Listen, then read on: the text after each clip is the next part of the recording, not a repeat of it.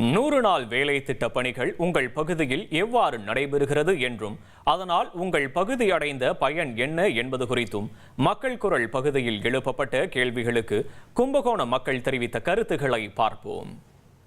பேரை மட்டும்தான் மாத்திருக்காங்க. பட் ஆனால் ஒரு சில நாளில் இந்த 100 நாள் வேலை திட்டத்துக்கான ஆட்கள் சரியாக பராமரிக்கிறது சுத்தமாகவே கிடையாது.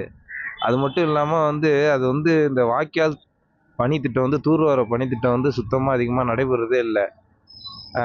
மக்களுடைய கருத்து என்னன்னா, இந்த 2024, 25 இந்த வாய்க்கால் தூர்வார பணி நடக்கணும்ட்டு சொன்னாங்க. அந்த 100 நாள் வழியில் சின்ன சின்ன காவாய் வாய்க்கால் மட்டும் எல்லாமே தூர்வாரவே இல்லை சுத்தமாகவே. ஆள் வராங்க போகிறாங்க வராங்க அவ்வளோதான் மட்டுமே. வேற எந்த விஷயத்திலையும் வேலை சரியாகவே நடக்கிறது இல்லை. 100 நாட்கள் திட்டத்தை மத்திய அரசு 125 நாட்களாக உயர்த்தியிருக்கிறார்கள். இது உண்மையிலே வரவேற்கத்தக்கது. இந்த 100 நாட்கள் பணிகள் மூலம் பணிகள் கொஞ்சம் சிறப்பாக நடைபெற்று கொண்டிருந்தாலும் அங்கங்கே சில வாய்க்கால்கள் தூர்வாரப்படாமல் இருக்கிறது. அதை மத்திய அரசு ஆய்வு செய்ய வேண்டும் என்பது என்னுடைய கோரிக்கை. தமிழகத்தில் 100 நாள் வேலைவாய்ப்பு திட்டம் மிக சிறப்பான முறையில் நடந்துக்கிட்டு இருக்குது. இந்த 100 நாள் வேலைவாய்ப்பு திட்டங்கிறது வறுமை ஒழிப்பதற்காக ஒவ்வொரு தனி மனிதனுக்கும் வேலை உறுதி திட்டம்.